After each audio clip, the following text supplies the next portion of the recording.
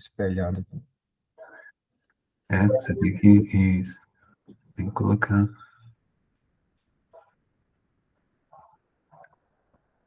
Tirar o meu vídeo aqui também para não atrapalhar.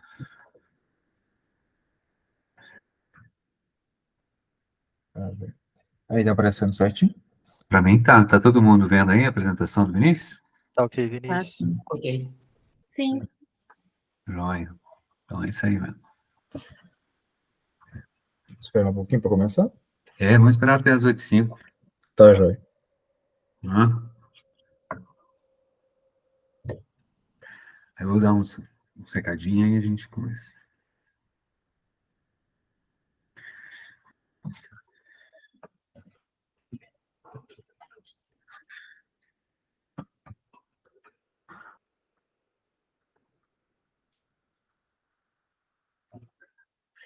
Então, pessoal, olha só, a gente está de acordo com o calendário nosso, né? Vamos começar os seminários hoje. Sexta-feira a gente vai ter outro seminário, né? Nas próximas 3 semanas a gente tem, então, essa atividade de sexta-feira para a gente entrar, né?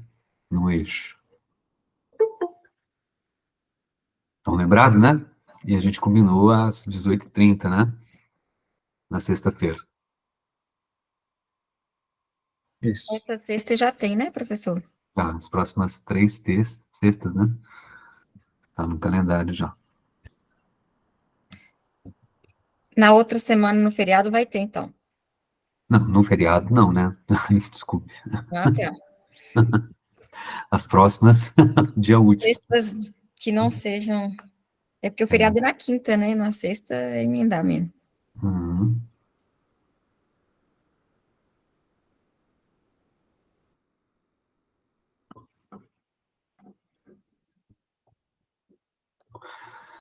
Deixa eu então ver se está todo mundo aí.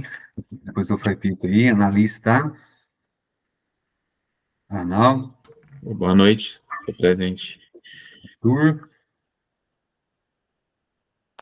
Arthur tá on. Zanetti. Tainara. Presente. Analice. Fala alto, Analice. A Analice falou que tá sem áudio, professor. Ah, tá. Ela mandou no chat. Ah, peguei aqui. Wes. Presente. Dainara. Presente. Eduardo. Presente. Falou, Eduardo. Érica, tá aí? Fernanda. Presente. Gabriela. Presente. Gabriele. Presente. Gislaine.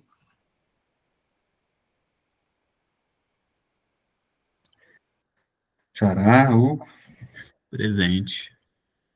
Iago.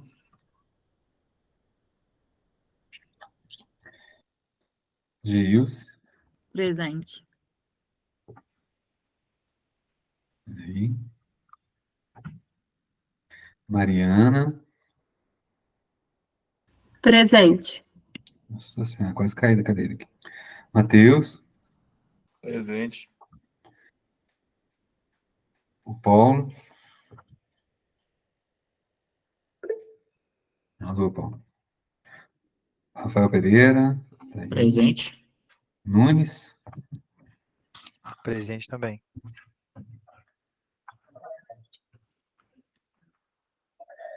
O Vitor. O Vitor deu uma sumida, hein? Se alguém tiver contato dele. Pelo e-mail da UFOP, não tá funcionando.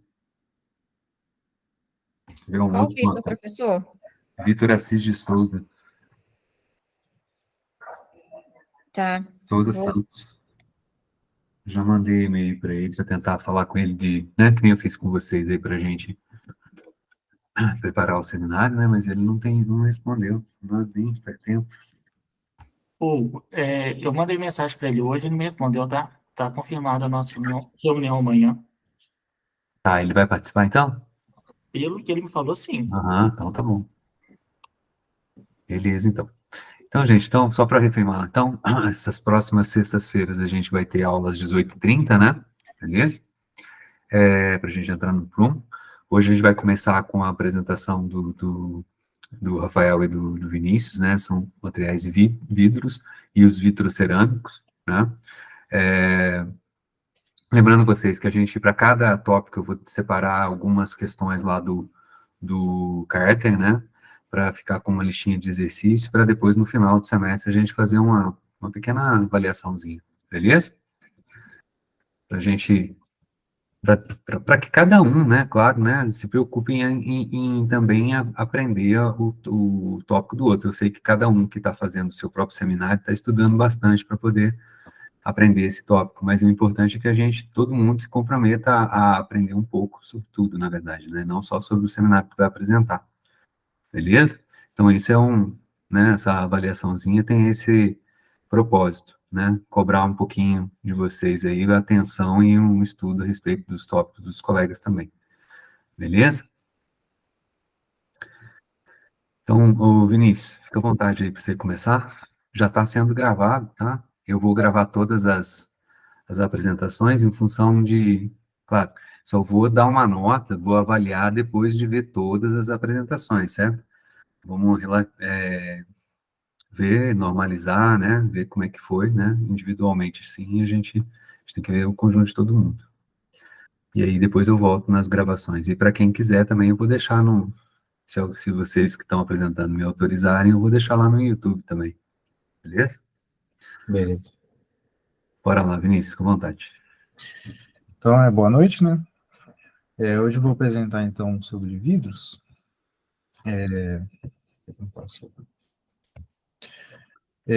Vou falar um pouquinho sobre uma história, né? Sobre a descoberta dos vidros, sobre os processos de fabricação, dos mais antigos, né, até os atuais, e algumas aplicações dos vidros, ressaltando que ele é bastante utilizado, né, em diversas áreas.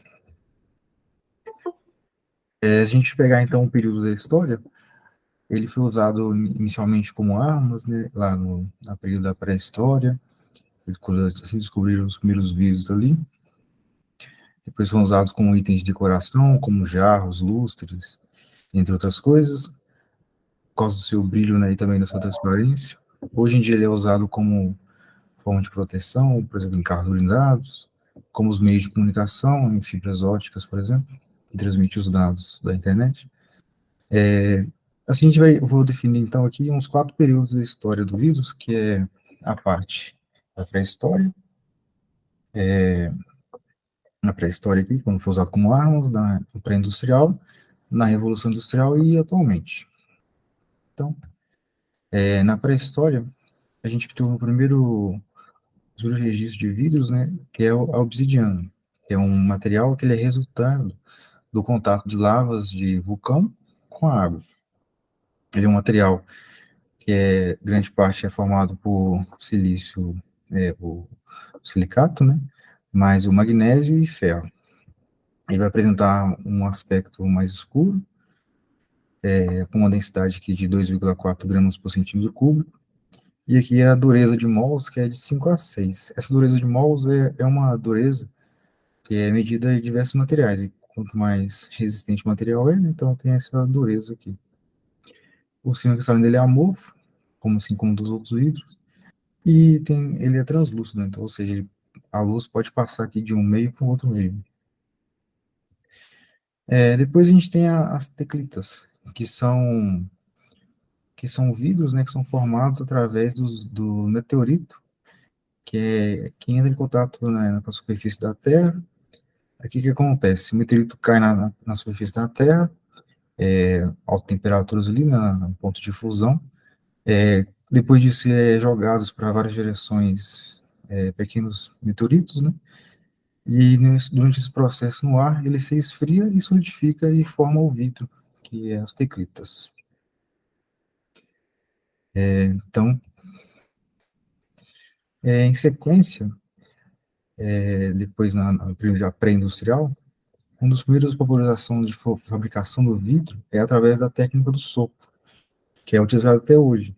É uma técnica que tem mais de 2000 anos, né, que foi descoberta na Síria, e ela consiste em pegar o vidro fundido ali do forno, com na ponta de um tubo metálico, que chama aqui de cana, e soprar até formar uma bolha. Essa bolha aqui é formada e aí eles conseguem modelar, né, moldar essa bolha do formato que eles quiserem. Formar jarros, formar copos ali, né, formar qualquer tipo de material que era usado na época. Então, para fazer essa técnica de moldar, né, para formar embalagens aqui, né, como jarros, vidros, essas coisas, jarros embalagem para guardar líquidos, por exemplo, eles precisam, então, aquecer diversas vezes esse material, esse vidro, e ficar moldando ali com outras ferramentas, né? É uma técnica usada até hoje por produtores de vidro manual. Com ela, é possível criar vidros planos, para usar aqui em vidraças ou outras coisas. Para isso, o que a gente precisa fazer? Com a técnica do sopro e com a gravidade, então a gente pega aqui e faz a gota, depois a gente corta aqui eles cortavam, né, então a parte de cima e a parte de baixo aqui para formar um tubo, depois fazer um corte longitudinal, e com o aquecimento, ela ficava plano. Ela fica plana, né, na verdade. Uma outra forma de fazer também é com a gota, colocar essa gota numa superfície que gira. Aí essa superfície gira e aí forma um vidro plano também, que pode ser usado em vidraças ali, e usado, por exemplo, nas igrejas antigas, era mais ou menos formado desse jeito. Já na Revolução Industrial, ali no século XIX, a demanda de vidro aumentou muito, então o processo precisou ser mais produtivo e mais econômico também. Para isso, um engenheiro belga lá, em 1902, o Foucault aqui, ele lançou um método de produção de vidro plano através da estiragem vertical. Então a gente pega aqui o vidro fundente, aqui no forno aqui, e ele puxa esse vidro através de uma lâmina aqui, e esse vidro, então, ele escorre aqui na lâmina, como se fosse um mel, por exemplo, e no processo que está subindo aqui, ele vai se esfriando. E aí forma um vidro plano, que aí depois a pessoa tira aqui na altura, né, do tamanho que ela quer, e a gente tem a formação de vidro plano nesse processo. Só que não é um processo, não é tão fácil, né, de fazer. Então, por isso surge um outro processo, que é o processo float. Esse processo float foi um engenheiro da Inglaterra, né, o Alistair, e ele fez o vidro flotado, que é sobre o banho de estanho, aqui na década de 60. A história fala que ele pensou nessa ideia de fazer o vidro através, quando ele estava lavando louças ali, ele viu a bolha lá se formando e ele pensou nessa ideia. Consiste, então, de pegar o vidro aqui fundente, né, a matéria-prima, aí tem o vidro fundente no estado líquido, ele então desce, então, por roldanas aqui, até onde tem, então, o estanho. Nesse processo ele esfria, e aí depois forma o vidro aqui, e ele vai cortando o vidro aqui nos tamanhos que ele quer. Então, o que precisa, então, para a gente formar esse vidro na forma laminada ali, né? Então, o vidro precisa ter, o estanho, né, precisava ser, então, um líquido que não podia solidificar e nem evaporar na faixa de enriquecimento do vidro, que é em torno de 600 graus Celsius. Além disso, o estanho precisava, o líquido, né, precisava ser um líquido que não afundasse, né, o vidro não afundasse nele, então a densidade tem que ser maior do que o vidro, e aí o material que foi usado foi o estanho.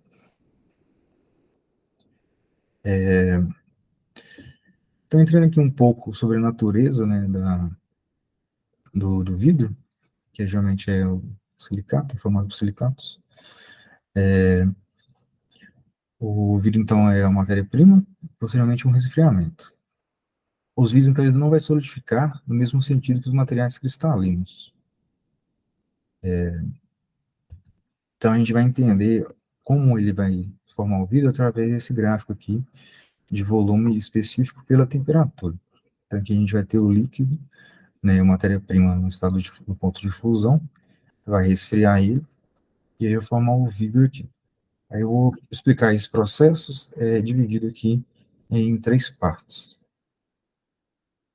Então, se a gente fazer um resfriamento lento de um vidro, quando o líquido aqui, né, no estado de equilíbrio, ele foi resfriado aqui na baixa temperatura de fusão, vai ter o resfriamento, e com isso o líquido, né, o material final aqui vai ser um sólido cristalino. Então ele vai se arranjar numa estrutura regular e periódica. E isso não é o que ocorre com os vidros, né, na formação do vidro. Então, se a gente resfriar então esse líquido de forma rápida, o suficiente para ele passar aqui da temperatura de fusão e chegar aqui numa condição onde a gente tem um líquido que não está no equilíbrio, que está fora do equilíbrio, ele está num estado aqui que a gente chama de líquido super resfriado. Nesse caso aqui, ele, em qualquer momento, ele pode sair dessa condição de líquido super resfriado e descer aqui e virar um sólido depois. Então, na verdade, então, o líquido, ele vai ser o quê? Vai ser resfriado rapidamente, o suficiente para passar, então, de uma temperatura que a gente chama de temperatura de transição vítrea, que é a TG. Então, cadê o gráfico? Ele vai resfriar, então, de uma forma que vai passar da temperatura de fusão e passar dessa temperatura de TG, que vai formar o vidro, que é uma estrutura amorfa, então ele não apresenta uma transição, uma periódica na periodicidade da rede, então um material amorfo que é congelado, então ele não muda essa condição, ele fica nesse ponto. Que então é um material então, que ele vai estar no estado vítreo. Então, abaixo dessa temperatura de TG, é observar apenas a retração térmica ali, dada pelo coeficiente de expansão térmica, que é diferente do sólido cristalino aqui. Então, esse seria o caso para a gente produzir o vidro. Então, o vidro precisa ser resfriado de forma rápida para passar para essa condição e ficar uma condição aqui de amorfo. Falando agora um pouco das propriedades, falando um pouco da viscosidade, que é a propriedade mais importante do vidro, né? Uma alta viscosidade, então, vai impedir que haja cristalização aqui das suas moléculas. Então, no processo de formação do vidro, ele vai esfriar e ficando então mais viscoso, de modo que não vai continuar a fluir, né? Não vai ter o líquido ali para escoar para fora. E aí, então ele vai perder essa forma dele. Ajustando a composição química, a gente pode alterar a viscosidade. Aqui a gente tem um gráfico de viscosidade aqui pela temperatura, aqui pela unidade de Pascal segundo, ou posição aqui. Então aqui a gente tem vários tipos de vidro. Tem o vidro borosilicato, o vidro comum, de 96% de sílica, e a sílica fundida. A viscosidade dele, então, depende aqui da temperatura. Nesse gráfico aqui a gente tem alguns pontos interessantes, que é os pontos de fusão, que é aqui embaixo aqui, onde a gente tem a viscosidade aqui de cerca de 10 Pascal segundo, né, que é considerado, então, um estado líquido. Agora, o ponto de operação, que é onde a gente tem o vidro que é facilmente deformado, né, para a gente transformar aqui o vidro, a viscosidade vai estar em torno de 10 a terceira Pascal por segundo. A gente tem o ponto de amolecimento e o ponto de recozimento, onde a gente tem aqui uma máxima temperatura, né, para a gente conseguir manipular o vidro sem ter mudanças na sua dimensão. E ainda temos, então, o ponto de recozimento e o ponto de deformação, que a gente tem os casos aqui de acima de 10 a 12 Pascal segundo, na viscosidade. Então, na conformação, dependendo do jeito que o vidro é fabricado, né, é formado, por exemplo, aqui no caso da prensagem, que é formado dos pratos, por exemplo, a densidade, a viscosidade dele vai ser diferente. Por exemplo, no caso aqui do sopro, a viscosidade vai ser um pouquinho menor, no caso aqui 10 a terceira, 10, 3,5, aqui 10,5 até 2,5. A laminação, por exemplo, a viscosidade também é o máximo 10 a terceira, dos planos. E aqui na parte da fiação, que é os fios ou fibras, né, de 10 a terceira. Então, por exemplo, o líquido, a viscosidade, né, vai fazer com que o vidro ele possa mudar um pouco a forma. Por exemplo, no caso das igrejas antigas, que tem aqueles vidraços antigos, o vidro, se pegar lá, a base do vidro vai estar um pouquinho mais larga, assim, do que a parte de cima. Então, isso, com o tempo, o vidro ele vai descendo ali, por causa da viscosidade dele. Mas a viscosidade é muito alta, para que ele totalmente desça assim, né, precisa ter um tempo muito grande, que é maior do que o universo, por exemplo. Uma outra propriedade é a resistência química, ou seja, o vidro ele não reage com quase nenhum componente. Aqui a gente tem um exemplo de uma cerveja que naufragou de um navio e ficou no fundo do mar por mais de 200 anos.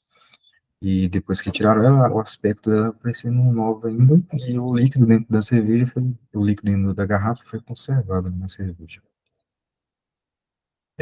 Outras propriedades também é a impermeabilidade, o vidro é completamente permeável. O vidro também apresenta uma resistência mecânica, então o vidro não é um material frágil. Ele quebra caso ele tenha ali algum tipo de problema na estrutura, né, alguma trinca ali. Então, ele pode ser empregado então, em pisos. Aqui tem um exemplo de um prédio lá, acho que em Nova York, ou Chicago, não sei, que aí tem uma estrutura que a pessoa consegue andar sobre o vidro. Então ele tem uma alta resistência mecânica. Então a gente pode aumentar ainda essa resistência mecânica ainda com alguns processos, que seria, por exemplo, a têmpera, que é quando a gente aquece o vidro em uma temperatura entre a temperatura vítrea e a temperatura de amortecimento. Depois o vidro é resfriado a temperatura ambiente com um jato de ar ou um banho de óleo. E aí a gente vai ter as tensões de compressão aí na superfície e de tensão de tração no interior, né? Então, dentro do interior do vidro, fica um pouco líquido ali, e aí, mas só que a resistência mecânica aumenta bastante. Uma outra forma de aumentar a resistência mecânica seria a têmpera química, que é a troca de íons, né, na superfície do vidro por íons de maior raio iônico. No caso aqui, trocar aqui o Na mais pelo lítio, né? Trocar aqui ou o cálcio aqui no lugar do Na. Então a gente vai ter a temperatura, isso não acontece na temperatura abaixo da transição vítrea. Então aqui a gente vê que a resistência mecânica aumenta bastante, que aumentou cerca de 6 vezes, 7 vezes, né? A resistência mecânica. Um exemplo de aplicação disso seria nas telas de celulares, né, que usa a tecnologia Gorilla Glass, né, ultimamente. Então, essas telas são bastante resistentes, elas são usadas em celulares, monitores, e várias outras coisas, elas são bastante resistentes. Eles utilizam essa técnica de têmpera química para formar essas telas. Uma outra propriedade também dos vidros é que ele tem uma resistência ao choque térmico. Então, o vidro ele não é um bom condutor de calor.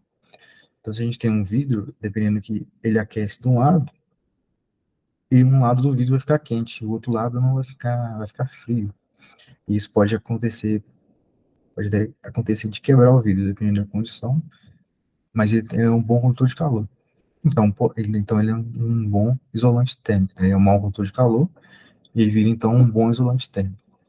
Aqui a gente tem a comparação do condução de calor, né? É que o vidro aqui, ele é muito bom, é um bom isolante térmico.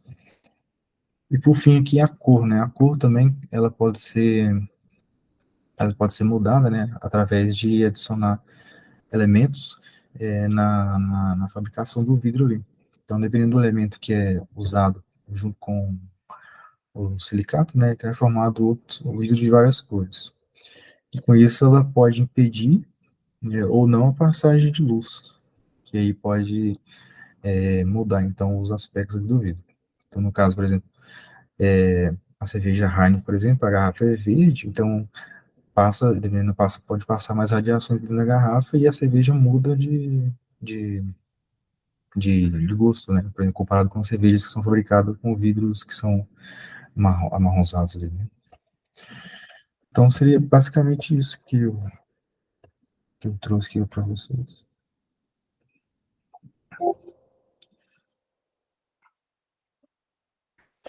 Ok, Vinícius. Deixa eu te perguntar uma coisa aqui, então. Vamos lá, aproveitando esses minutinhos.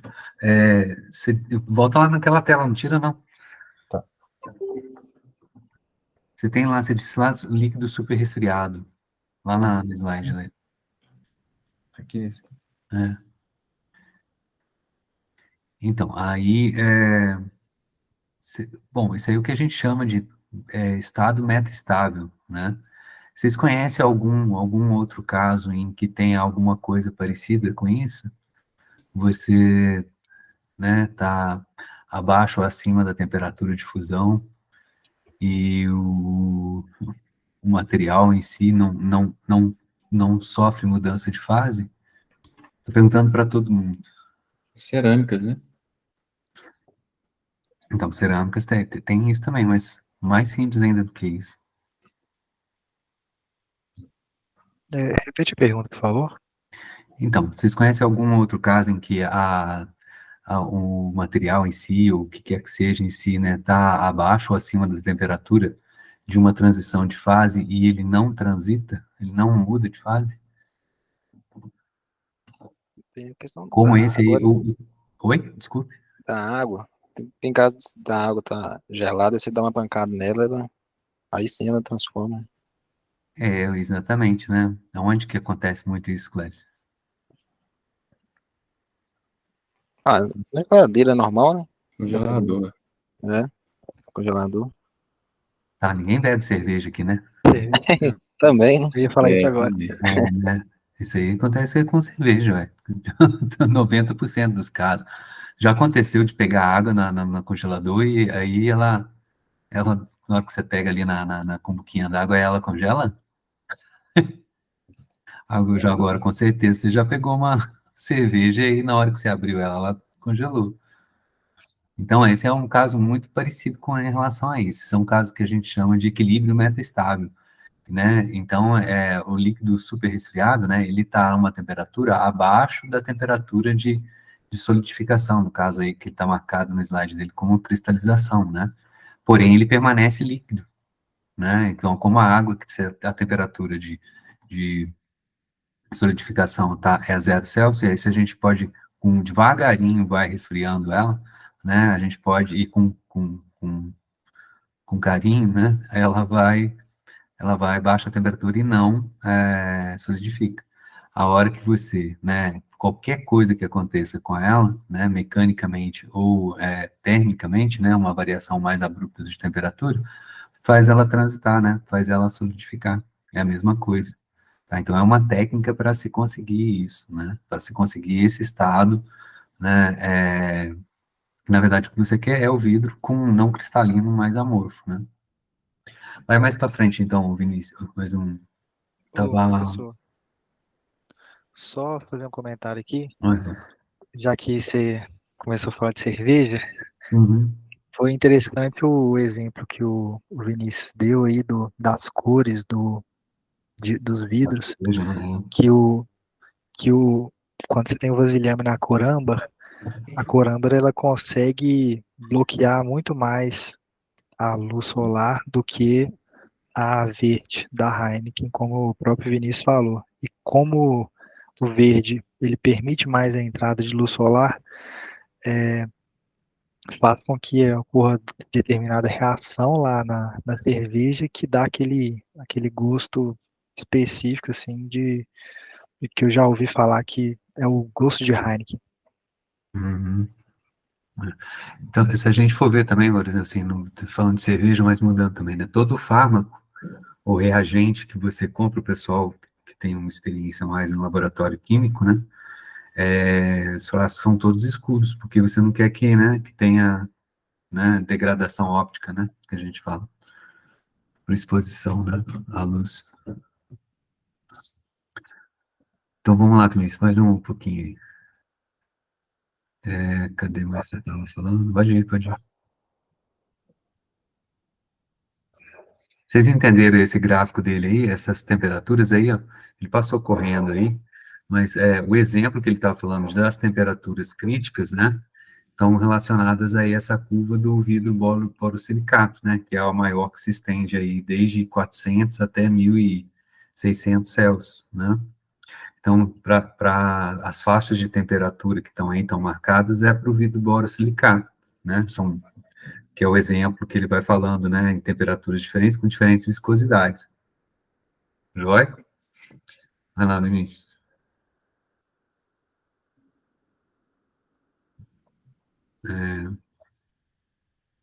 Um pouco de história aí, volta um pouquinho. Uhum. Daí vale a pena dar uma bugada para vocês verem as torres. O Vinícius não colocou, acabou que não colocou, são as torres que a gente chama de torre de, de puxamento, né? Para fazer fibra, tá? Então, são para fazer a parte de fiação, né? São torres altas, grandes, né? Em que você tem uma parte o vidro, ele é fundido, né? E você tem uma semente, que eles chamam, né? Que encosta, né, no vidro e devagarinho você vai puxando para cima. E aí ele, né? O vidro... Deixa eu ligar minha câmera aqui, né? Então, o vidro está fundido aqui, aí a semente, né, encosta ali no vidro fundido e devagarinho vai puxando. Aí, o que acontece? Vai formando um fio, né? E aí, devagarinho vai puxando, e aí tem que subir. Chega lá em cima resfriado, aí ele começa a enrolar. Começa a enrolar e vai puxando. E aí que faz né, o carretel de fibra, tá? E no Brasil foi desenvolvido isso, né, essa técnica, né, durante os anos 70 e início dos anos 80, lá em Campinas, no CPQD da Telebrás, tá? Nesse período, né, histórico nosso, existia um chamado de reserva de mercado tecnológico, tinha várias reservas de mercado, né, com o objetivo do governo, né, o objetivo dessas reservas de mercados é incentivar a indústria nacional, né. Então, na área de telecomunicações, a gente, bom, era um ideário militar, né, do governo militar, né, do período lá da ditadura, e aí tinha, né, centros de pesquisa e desenvolvimento, né, um ou outro, mas tinha, né, lá no CPQD da Telebrás, é o Centro de Pesquisa e Desenvolvimento da Telebrás, ficava lá em Campinas. E aí são professores que eram pesquisadores e professores lá da Unicamp que desenvolveram toda essa técnica no Brasil. As primeiras fibras óticas instaladas no Brasil foram 100% nacionais. Vai lá, Brito. Quem que se habilitava a tomar essa cerveja de 200 anos, né? Que doido. Bora lá, Vinícius.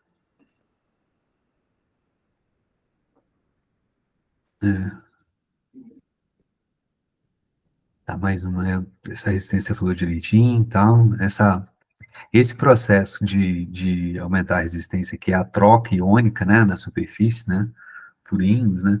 O pessoal aí depois vai falar sobre semicondutores e um processo chamado de dopagem, né?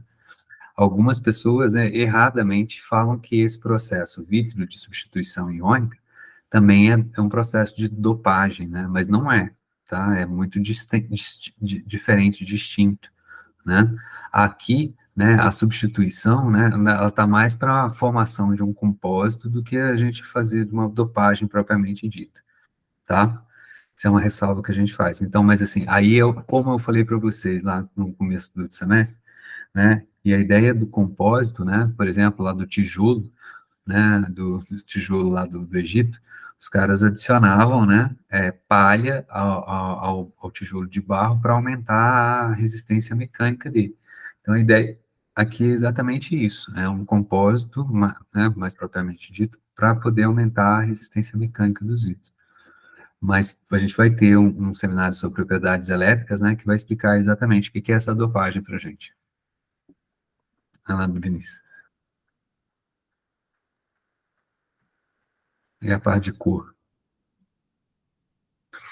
E aí, alguém que fez física de materiais aí, consegue explicar essas diferentes cores para mim? O Vinícius falou assim, ó, vou colocar as cores do vidro, lá tem aspectos, né, de limitar as radiações, né, e é devido à adição, né, de alguns elementos na estrutura que nem era para aumentar a resistência mecânica, né, aí você também adiciona alguns caras aí no meio para poder dar cor. quem fez física de materiais comigo, escutou eu falar a respeito de cores, né? De o que é a cor do ponto de vista da mecânica quântica. É mudar o gap? Comprimento de onda, né? É o comprimento de onda. Isso. O comprimento de onda está associado a quê? O que o material, por exemplo, o que é a cor do cara? A frequência que o corpo emite. Isso, mas tem a ver com o que está acontecendo lá para ele? O que está acontecendo na hora da emissão? Absorção e O salto quântico. Transições quânticas ali de quem? Quem que está transitando? Elétron. São elétrons, né? Os níveis de energia dos elétrons são, né, discretos, isso é um fenômeno ondulatório, quântico, né? E cada átomo tem um conjunto de energias específicos, né? Então, esses deltas de energia específicos, né, correspondem a energias de fótons que serão emitidos, né? E a energia, né, está associada à frequência e, portanto, à cor da luz que emite, tá? Então, diferentes elementos, né, conferem cores diferentes, né, porque eles vão ter absorções e, consequentemente, emissões em regiões do espectro diferente, espectro luminoso. Pessoal, tem gente aí da mineralogia, tem, não tem? O Arnaldo, da geologia. Ok, sou eu. Falando de pedras preciosas, né? O que dá cor às pedras preciosas? Você pega aí em Ouro Preto, tem o famoso, como é que é mesmo? Topázio. Topázio Topázio imperial. imperial, né? Por que ele tem uma coloração diferente? Acho que ele tem Só inclusão tem ele, né? ele tem inclusão de algum elemento, né? Então, na estrutura do topázio, né, e tem isso também para qualquer tipo de pedra preciosa, que na verdade uma pedra preciosa é um cristal, né? O vidro, ele é amorfo, né? Mas num cristal a ideia é a mesma. Alguns elementos químicos em particular, que são derivados de minerais que existem especificamente naquela região em que o cristal está se formando. Então, ele acaba se misturando, na verdade, né? E no caso dos cristais das pedras preciosas, é o que a gente chama de realmente de dopagem, entendeu? Os elementos intrusos, né? Eles estão nas estruturas, fazem parte da estrutura cristalina da pedra preciosa, tá? Né? E cada região vai ter minérios diferentes, certo? Ofertas de minérios diferentes, né? Que podem, né? Se misturar a essas pedras preciosas, então acabam dando cores diferentes, né? Estão entendendo, gente? Sim. Beleza. Vamos ter mais um pouquinho, só para... Eu sempre vou fazer isso, né? Ele vai falar, vou fazer meus comentários, né? voltar no começo? Não, acabou, né? Acabou. Então é isso. Vamos passar agora, então, para o Rafael. Você pode fechar aí. Rafael vai falar, então, para a gente sobre materiais, né, vitrocerâmicos, né? Então, importante a gente ter, então, uma visão clara agora da diferença, principalmente, entre um e outro. Lembrem que eu falei para vocês que nessa disciplina, o mercado, mais de 50% do mercado são associados a vidros, né? Então, a gente usa muito vidro o tempo todo, né? Rafael, você fica à vontade, então, para começar. Tudo bem.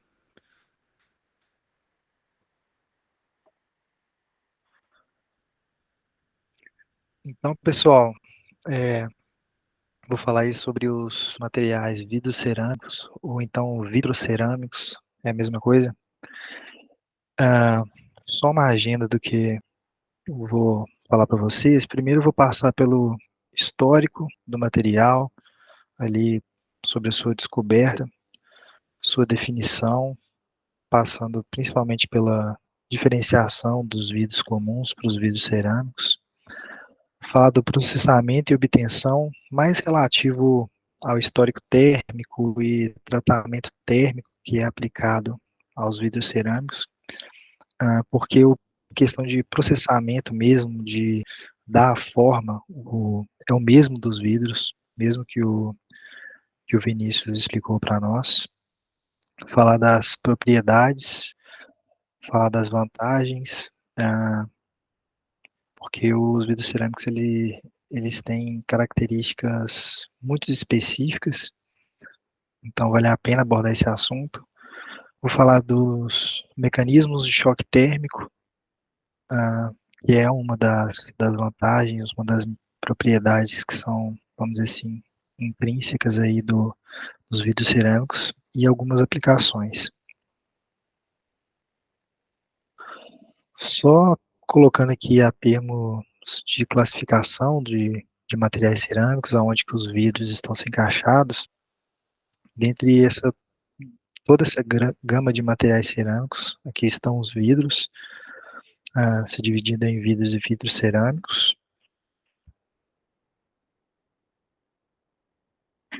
O histórico. Esse rapaz aí, Donald Stuckey, em 1957, na empresa Corning Glass Works, ele conseguiu produzir um vidro cerâmico.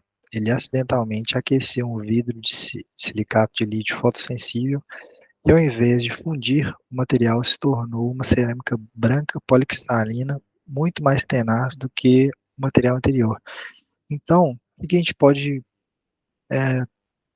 tomar de ideia por aí? Muito provavelmente ele deve ter errado na setagem do forno dele, em que ele não setou na temperatura de fusão, foi um pouco abaixo aí da temperatura de fusão, e deixou o tempo passar e o material conseguiu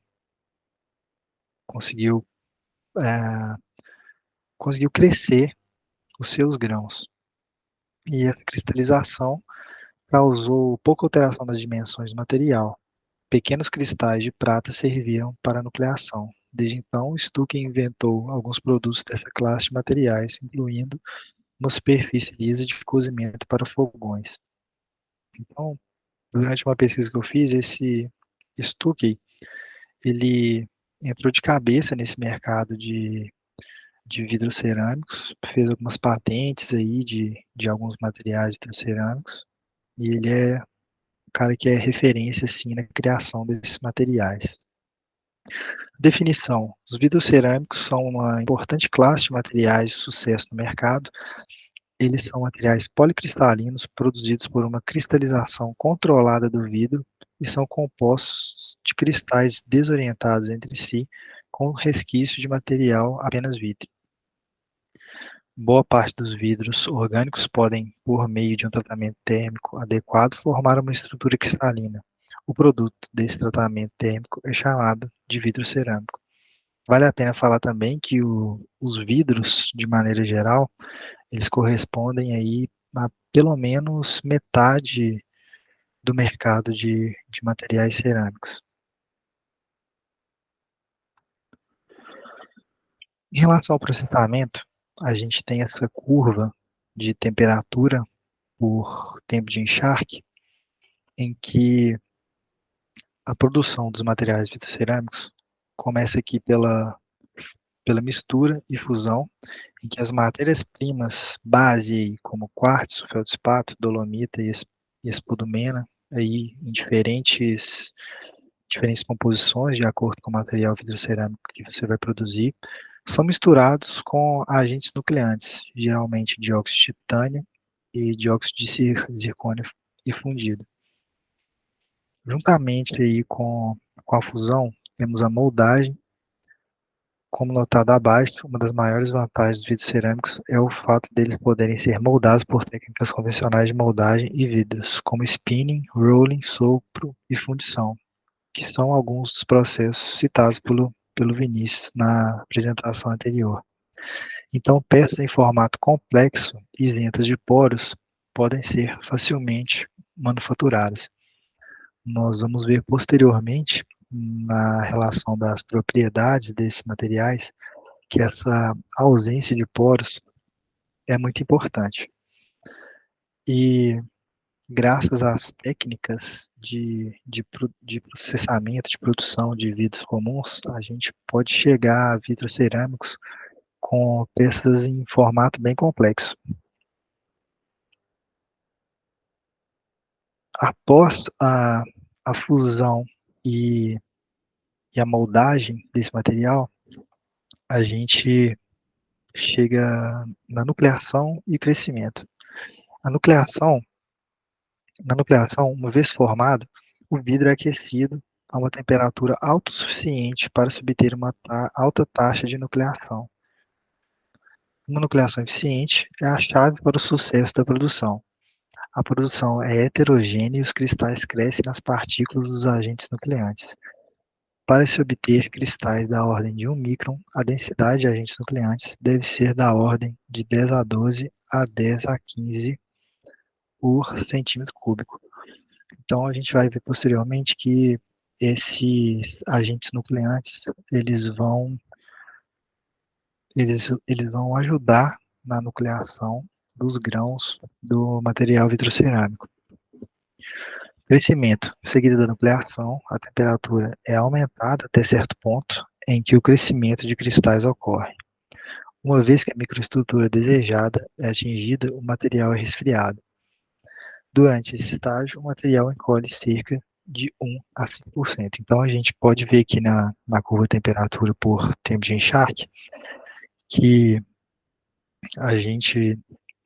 após a fusão, nós aumentamos a temperatura, deixamos no patamar de nucleação, e após aumentamos mais a temperatura para realizar o crescimento desses grãos nucleados, que vão dar características aí, propriedades específicas para esse tipo de material. Aqui a gente tem uma curva de resfriamento contínuo de materiais, muito comum em metalurgia, em que aqui nós temos na ordenada temperatura, na abscissa tempo, em que a curva, esse limite vermelho, ele é chamado como a curva de início de cristalização e a azul de final de cristalização. E essas duas curvas pontilhadas seriam diferentes resfriamentos. E é mais comum a gente ver esse tipo de tratamento para cristalização, muito por causa da economia, mas é mais vantajoso a gente fazer esse tipo de resfriamento do que fazer um resfriamento contínuo isotérmico. Então, nesse caso, na curva 2, nós passamos por um resfriamento com uma taxa de resfriamento muito rápido, em que a curva ela não toca, ela tange aqui, mas ela não vai até o final da cristalização, deixando que o material seja completamente vítreo. E aqui na curva 1, a gente já consegue ter um material que passa pelo início da cristalização e vai até o final da cristalização, produzindo um material vitrocerâmico. E vale abordar também que os agentes de nucleação deslocam essas curvas de início e final de cristalização para a esquerda, facilitando a produção do material vitrocerâmico. Aí, no caso, esse é um exemplo de diagrama de transformação por resfriamento contínuo para a cristalização de um vidro lunar, com essa composição aí.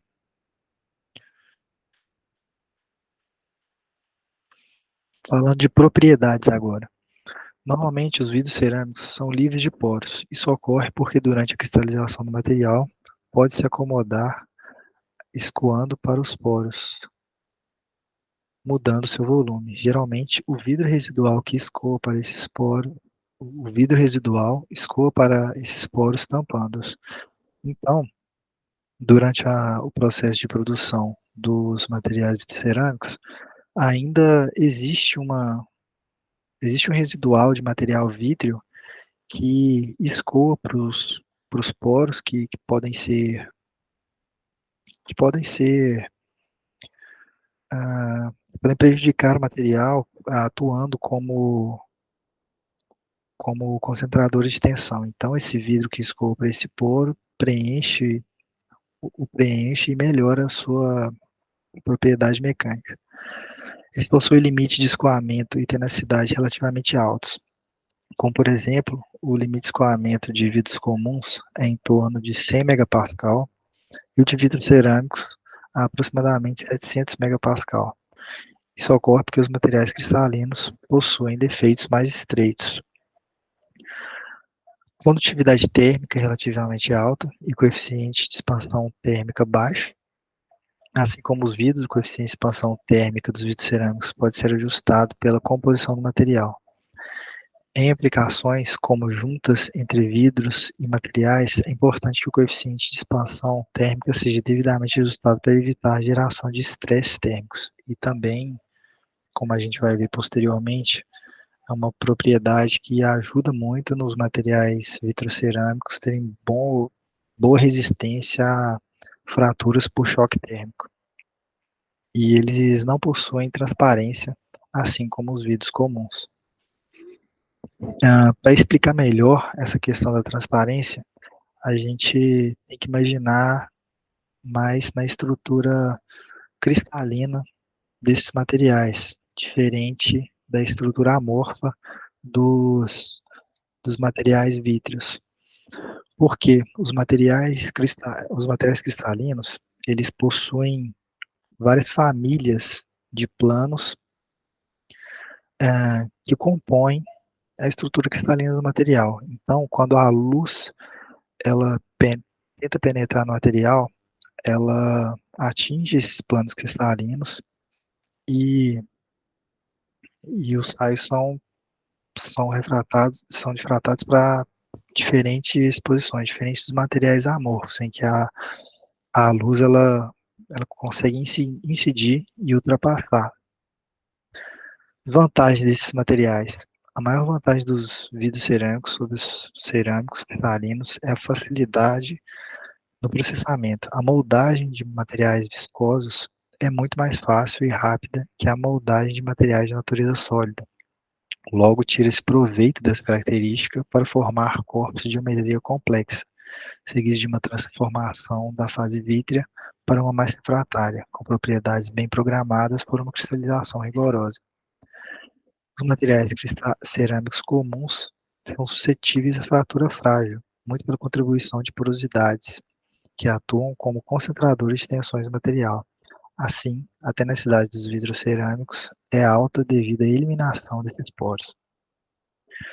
Geralmente, a presença de fases cristalinas resulta em temperaturas de deformação maiores que a dos vidros correspondentes de mesma composição. Entretanto, o material mantém sua integridade mecânica e rigidez até temperaturas de 1000 a 1200 graus Celsius. Propriedades térmicas tais que conferem boa resistência a choques térmicos. Bom, agora explicando melhor o choque térmico, ele é definido pela fratura que ocorre no material devido à mudança de temperatura. O choque térmico ele depende de duas propriedades, o coeficiente de expansão térmica e a condutividade térmica. Sendo que esse tipo de fratura se dá de duas maneiras. A primeira se dá pela restrição espacial do material durante sua expansão térmica, como a gente pode ver aqui no exemplo abaixo. Aqui a gente tem um corpo de prova gastado nas suas duas extremidades, em que na esquerda a gente tem uma temperatura T1, que é muito menor que a temperatura T2 aqui. Como a temperatura T2 é muito maior, o material teve a tendência de expandir. E devido à restrição dos dois lados, o material fraturou. E esse fenômeno é o mesmo do que se a gente deixasse o material expandir da temperatura T1 até T2 e após a gente tentasse aplicar uma tensão para tentando fazer com que ele voltasse para o comprimento anterior. O material fraturou. E esse caso ele pode ocorrer em refratários de fornos e revestimento de vidro em metais. Então, um mau planejamento aí de estrutura de um forno pode causar esse tipo de fratura.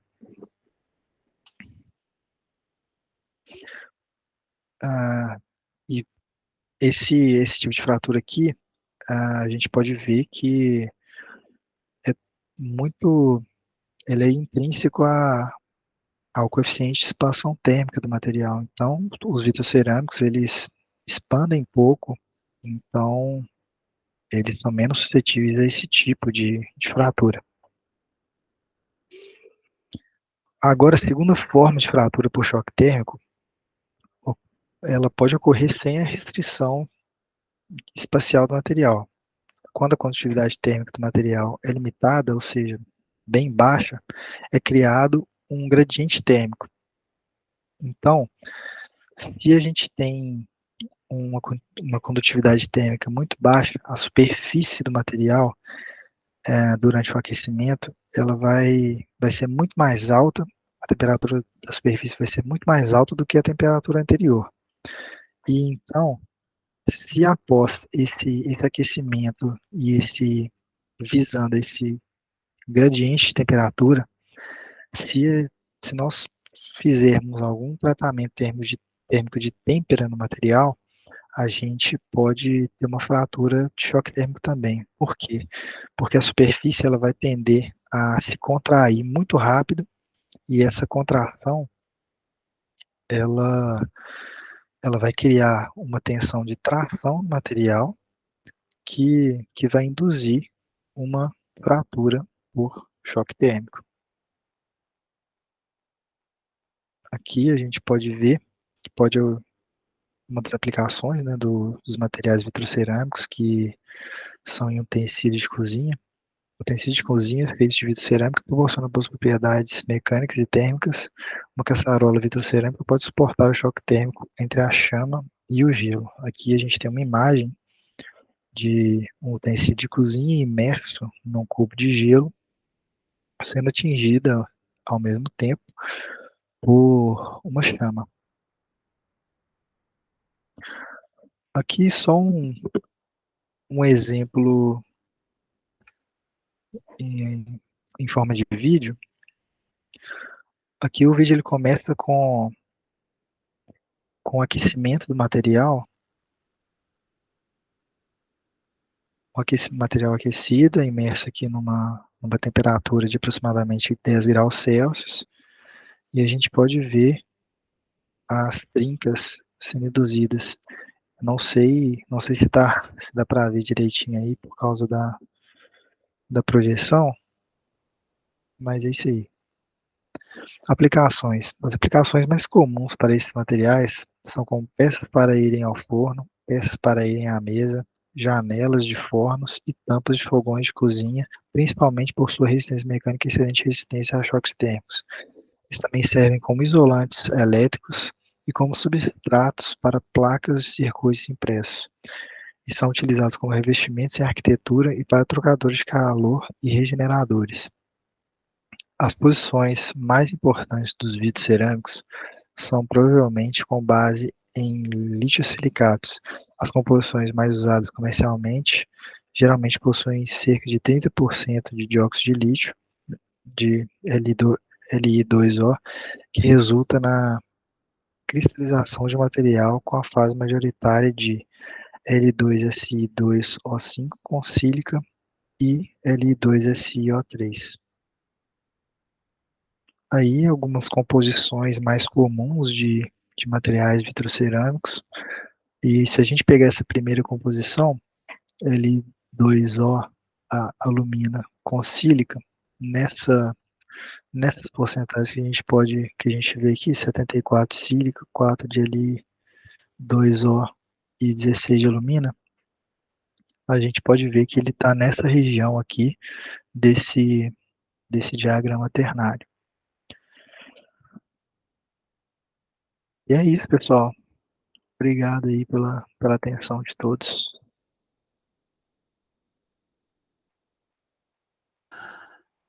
Beleza, terminamos cedinho. O pessoal tá sendo rápido, hein? Vamos lá. Tá todo mundo aí? Tá todo mundo acordado? Sim. Ô, Eduardo, Sim, professor. será? Vamos lá conversar um pouquinho, então, olha só. Qual que é a principal característica né, que diferencia um vidro de um vidro cerâmico? Então, para todo mundo, tô perguntando.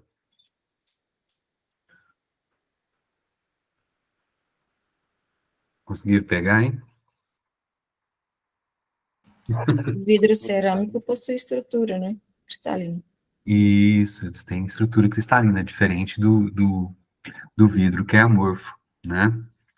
Então, olha só, o que a gente pode pensar, né, ele falou bastante, o Rafael falou bastante de propriedades térmicas, né? No caso, também ele falou um pouco de propriedades ópticas, né?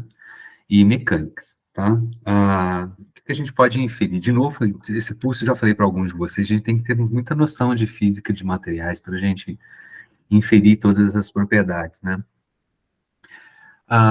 Propriedades térmicas, né? Como é que a gente conduz, como é que o material conduz calor? Como é que vocês, eu não preciso de física de materiais, mas a gente pode forçar um pouco a barra lá, tirar lá do ensino médio. Mas a maioria de vocês são engenheiros, então vocês fizeram algumas físicas, né, durante a graduação, então vamos lembrar um pouquinho disso. Quais são os processos de condução de calor? Em estado sólido, principalmente, né? Condução. Convecção, condução, radiação. Aham. Então, convecção é fluido, né? Você pensa nos processos de convecção, por exemplo, na atmosfera, né? O Sol aquece o chão absorve, né? Aquece, e aí o ar sobre o solo acaba aquecendo, expande, né? E sobe, ele é mais rarefeito, e o ar frio desce, né?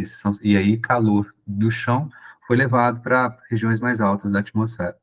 A mesma coisa na água, né? Quando a gente está fervendo para fazer café, né? A gente tem os movimentos de convecção. Radiação é por radiação, né? A energia do Sol chega até a gente por conta disso.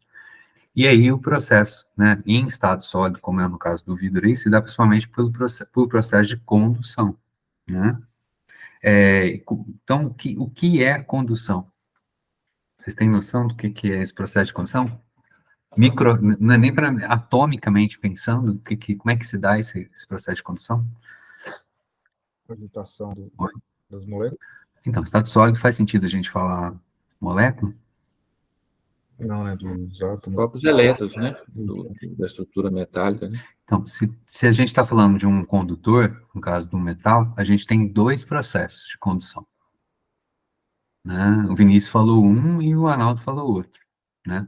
Que é o que, por exemplo, né, o metal, ele é ao mesmo tempo, ele é um bom condutor de calor e condutor de eletricidade. Não é coincidência isso, né?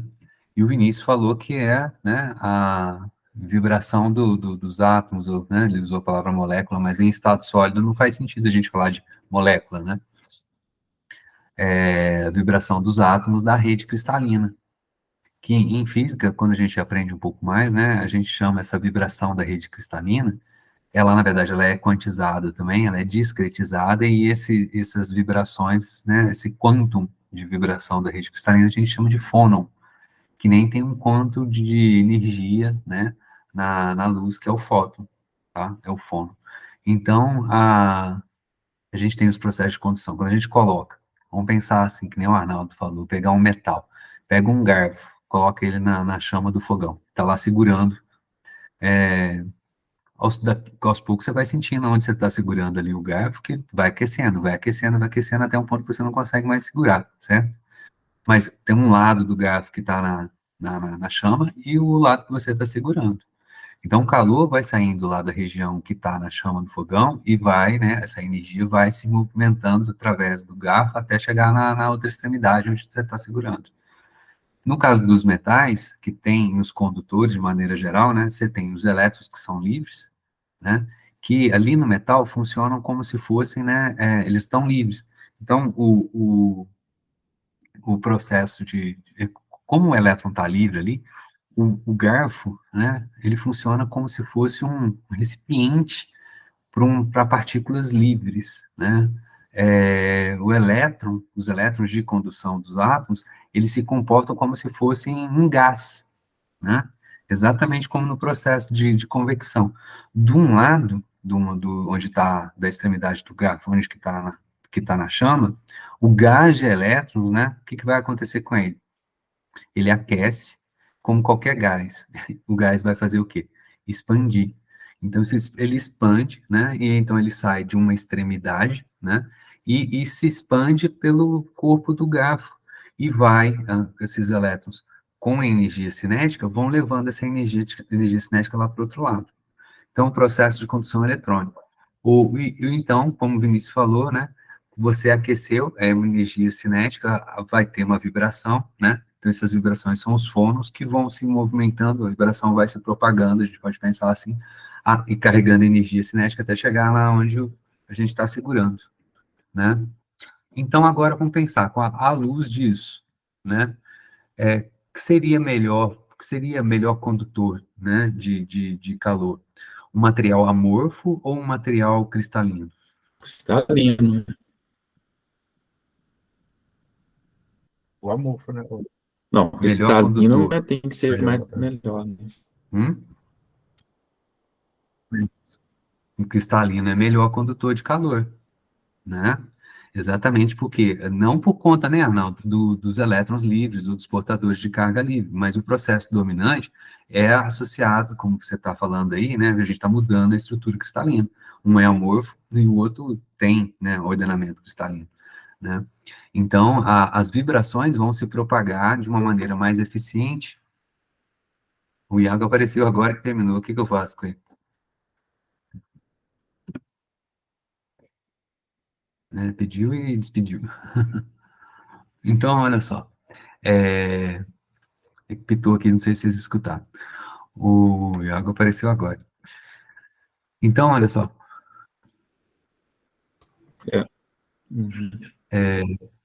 Então, olha só, Arnaldo, né? Então, é um processo de condução pela vibração da rede cristalina. Deixa eu não ficar falando, vocês também acho melhor ver a minha cara, né? Quando eu tô falando. Senão vira podcast, né? Aí, o que acontece, né? Como é cristalina, então a vibração ela vai se propagar de maneira melhor, né? Mais eficiente do que o amorfo. Da mesma maneira, né? A questão da dilatação térmica, que é uma questão mecânica super importante que o Rafael comentou, né? O amorfo ou o cristalino vai dilatar mais ou menos?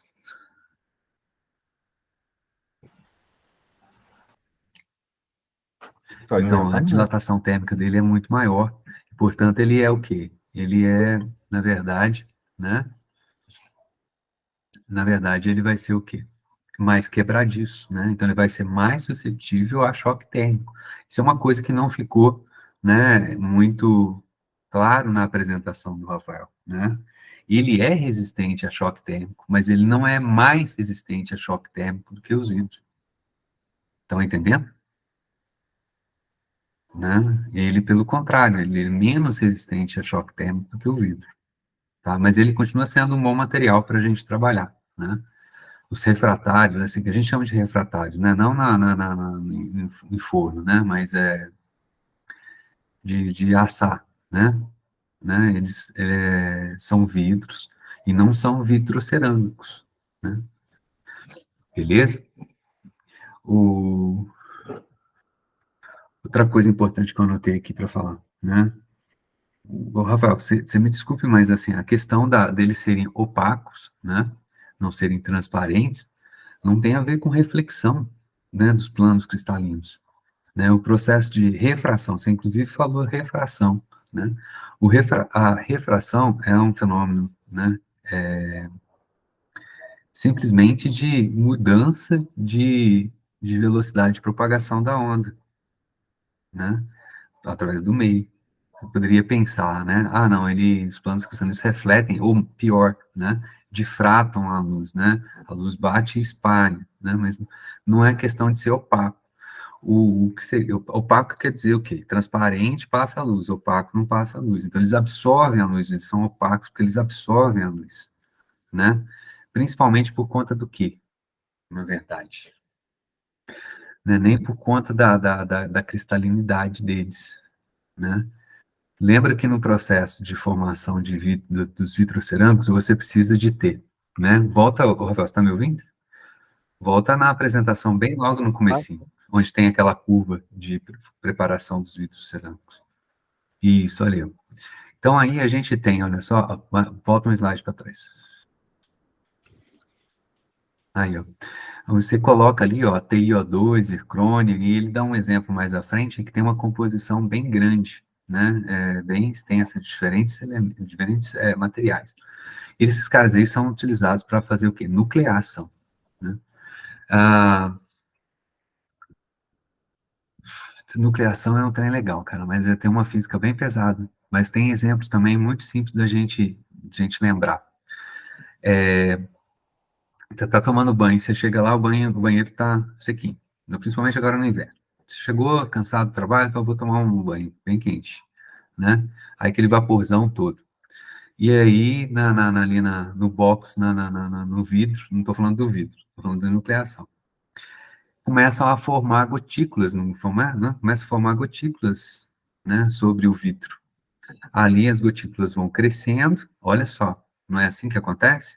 E chega um certo ponto que elas vão ficando redondinhas por causa da tensão superficial da água, mas chega um ponto que ela cresce tanto que a força gravitacional consegue fazer com que elas se escorram pela superfície do vidro. Isso escorre também, não precisa ser o vidro, no vidro que é mais evidente, mas na parede ali, no azulejo, você vê acontecendo as mesmas coisas. Então, aonde que ocorre, olha só, o vapor começa a condensar, né? Ele ocorre onde tem imperfeições, defeitos, tá? Esses elementos que ele coloca ali, né, eles quebram a ordem natural do sistema, né, que permite ali, no caso do vapor d'água, né, na sujeira, né, nas imperfeições da superfície, que as gotículas de água, no caso do vapor, né, da água, condense ali, né, e ele vai nucleando ali, tá? Então, nessa curva de temperatura aí e tempo, né, ele está fazendo o quê? Olha só, primeiro ele aquece lá em cima, você tem a parte de fusão e depois a parte de moldagem, né? Depois ele resfria, num intervalo de tempo relativamente pequeno, baixa a temperatura, ele está fazendo o quê? Vidro, né? Então ele forma primeiro um material amorfo, depois ele eleva a temperatura, né? Olha só, o material amorfo, como um vapor d'água, está todo, né? Para todo qualquer lado, não tem ordem. Né? Então, ele aumenta a temperatura para que ele ative os processos de nucleação, né? Ali ao redor daquelas são, né? O que é o TiO2 ali? O que é a zircônia que está ali? São pequenos grãozinhos, né? Em escala micrométrica, né? Você mistura, na hora que você vai fazer o vidro, você mistura o pó do dióxido de titânio e da zircônia ali no meio dos elementos, né, da sílica e, bom, depende do vidro, né, tem diferentes tipos de vidro. E aí, dos precursores do vidro, né, eles têm um ponto de fusão muito mais alto do que os precursores do vidro. Se a gente pegar a zircônia, né, a zircônia é exatamente, eu não me lembro exatamente, mas deixa eu pegar aqui e dar uma gugada aqui. A zircônia é 2000 e cacetada.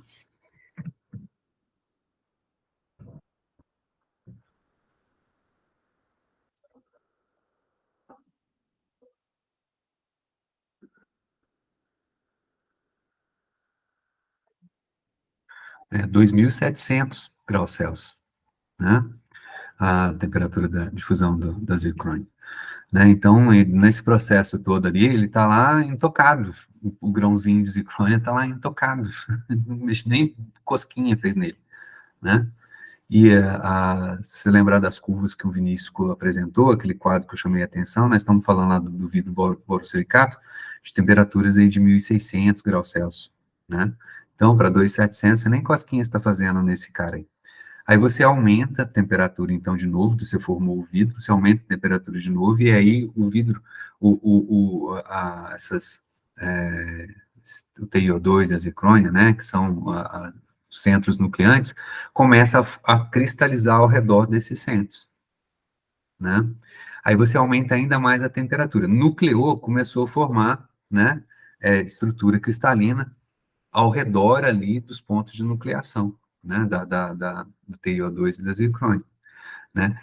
E aí nós vamos ter um seminário só sobre, né, crescimento de grão. Então ele aumenta ainda mais a temperatura, né? Quem vai falar sobre crescimento de grão para nós é o nosso medalhista olímpico Arthur Zanetti, que vai dar um duplo escarpado na hora que estiver falando aí para gente sobre crescimento, né, o Arthur?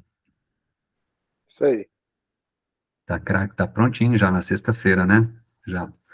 Então, ele vai falar sobre a Érica, né, a nossa mais mineira, a aluna mais mineira, vai falar sobre sinterização, processo de sinterização e crescimento de grão, os dois, né? Então, ele cresce o grão. Então, na verdade, o que é crescer o grão? Ele vai cristalizar, nuclear ali em tamanhos muito pequenininhos e você aumenta a temperatura para ativar os processos de difusão e os elementos vão formando, né, pequenos cristais, né? E termina a brincadeira com um material que, na verdade, ele não é uma pedra preciosa, ele não é inteiramente um cristal. Ele é formado por pequenos cristais, né, que estão associados uns aos outros. Então, ele é um material, na verdade, policristalino, né, que a gente chama de domínios cristalinos. O pessoal de metalurgia, acho que fala da mesma maneira, né? Então, você faz uma análise da composição do teu um lingote de ferro que seja, você vê que tem domínios cristalinos, né, diferentes orientações cristalográficas, né, são os grãos, beleza? E aí, então, o que realmente é responsável pela opacidade dele, né? São os centros que são usados para nucleação, né?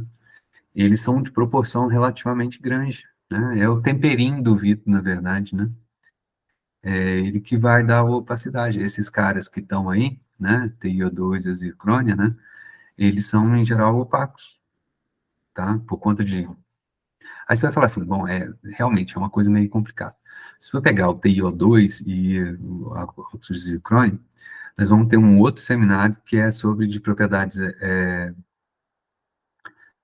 ópticas, né, desculpe, né, elétricas, né, que vai mostrar para a gente, assim, a classificação, o que é um condutor, um isolante e um semicondutor, né, e aí vai ter ali uma família de materiais que são os óxidos, que alguns membros das famílias dos óxidos são isolantes e outros membros são semicondutores de gap largo, né, no caso o TiO2, ele tem uma energia de gap de 3 ponto alguma coisa, não me lembro exatamente o número.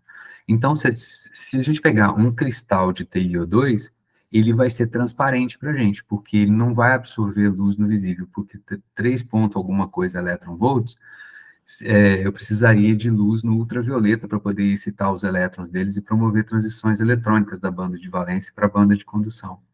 Porém, lá no laboratório, a hora que eu pego o TiO2 lá, que eu compro da Alpha ESA, ou então da Sigma Aldrich, né, o pó, né, ele é um pó branco, né?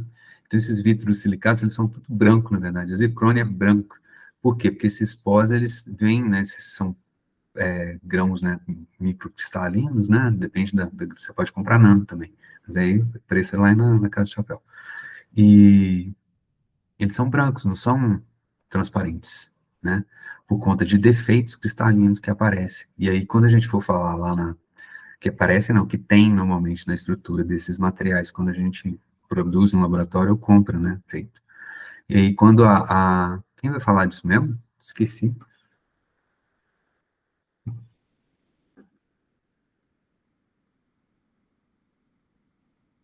Fase de É a condutividade? Dainara que vai falar. Né, Dainara? Lembrei, desculpa. Dainara que vai falar sobre propriedades metais, condutores, isolantes e semicondutores. Quando ela falar lá, eu vou mostrar para vocês como é que os defeitos mudam essas propriedades desses materiais. Por que o óxido de zinco, o TiO2, o zircônio, né, deveriam ser transparentes e, na verdade, eles são opacos. Entendeu? Tá? Eu vou falar isso lá na frente.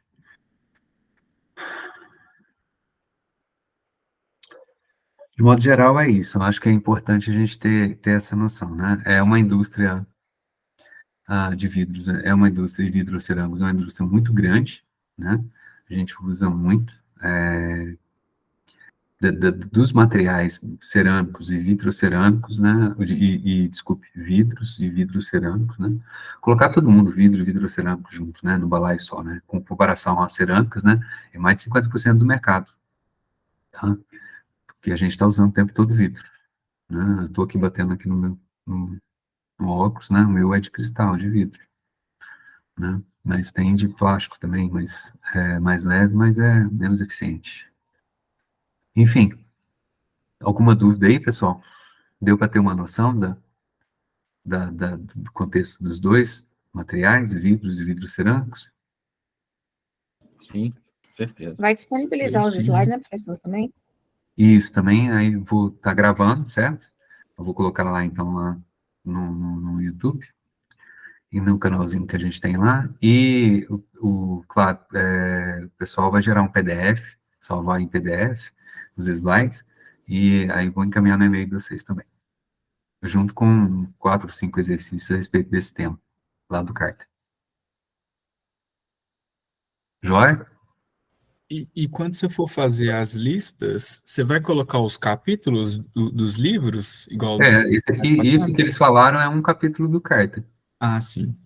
tá? Então, eu vou pegar o capítulo lá do Carta e o final dele e pegar alguns exercícios mais relevantes lá, que sejam também mais gerais, né? Para a gente guardar isso aí. Vocês também têm que fazer pergunta, né? Acho que é importante vocês terem essa noção também, né? De que, claro, porque depois vocês vão ser cobrados lá na frente. Entendeu? E eu tô falando aqui, eu fico falando, mas assim, espero que vocês estejam acompanhando as coisas que eu tô comentando. Sim, Beleza? acompanhando aqui. Joia. Ó, hoje foi mais rapidão do que planejado, mas é isso mesmo. Vocês têm que avaliar também questão de tempo, né? Tem que ter uma certa noção também a respeito do tempo que vocês têm, que o tempo é exatamente permite que a gente aprofunde ou não, né? Quando a gente tem muita coisa para falar, né? Eu poderia ter falado de um curso só de vidros, o semestre inteiro falando de vidros para vocês, entendeu? Então, assim, a gente pode, né? Saber dosar esse tempo também é muito importante. Beleza, gente? A gente tem, na verdade, aí coisa de 50 minutos para cada um comentar, comentar não, para fazer a sua apresentação, joia? Ok. Beleza. Então tá, vamos terminar por aqui hoje. Lembrando, então, que na sexta-feira agora, às 18h30, é o nosso encontro. Eu vou mandar um e-mail, tá? Lembrando, como hoje, tá? Na sexta-feira. E então aguardo vocês todos lá, combinado? Beleza. Combinado. Tá? Só vou pedir então agora pro Iago, se ele estiver escutando eu, para ele continuar aí na sala, trocar uma ideia com ele. E aí, os demais aí, se quiserem, depois a Vinícius e Rafael, depois a gente conversa também. Joia? Dá um feedback para vocês no particular. Joia? Ô, Hugo, Beleza. fiz uma pergunta aqui. O meu seminário é na segunda que vem. E a gente fez um primeiro bate-papo. Estou esperando vocês ter atrás, né? Então, vamos marcar. Então, é isso que eu estou falando. O que eu falei para vocês, não. Quando vocês tiverem um material para apresentar, para me comunicar, né? Para me escrever, para a gente marcar um meet. Eu vou te escrever, né? então. E a gente fez aquele dia, a gente faz um meet também antes para a gente ver isso. Porque a gente já evoluiu um ponto, mas aí seria importante um feedback seu para ficar mais rico, né, o seminário. Sim. Bom? Beleza? Ok, obrigado. Então tá bom, gente. Um Obrigado, abraço pra vocês, professor. até sexta-feira. Boa noite. Boa noite. Obrigada, boa noite. Boa noite. Boa noite. Obrigada, boa noite.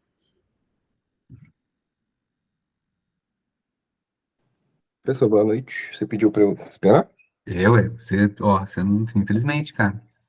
Não, sim, professor. Até te peço desculpas, mas eu Não, se garrei você na. quiser entrar, você pode entrar, mas assim, eu não posso dar presença pra você. Não, tranquilo. Hã? Eu garrei na fábrica aqui e não cheguei a tempo da aula. Acontece, né?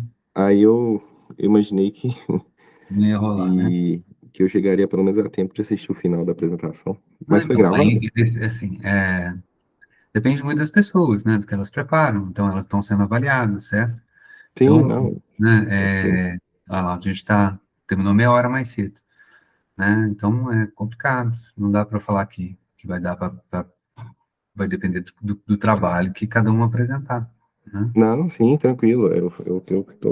Eu peço desculpas pelo atraso, Não professor. precisa pedir desculpa, não, faz parte. Não tem nada que pedir desculpa. Eu só estou avisando você. Aí você Não, vai tranquilo. entrar aí, eu falei assim, ó, infelizmente, pela hora, não tem como ela, né, dar uma presença para você. Sim, tranquilo. Tá joia? Beleza, professor. Obrigado, viu? Alô, um abraço, até sexta, hein? Não Um atrasa não. abraço. Pode deixar. Valeu. Tchau, tchau. Falou.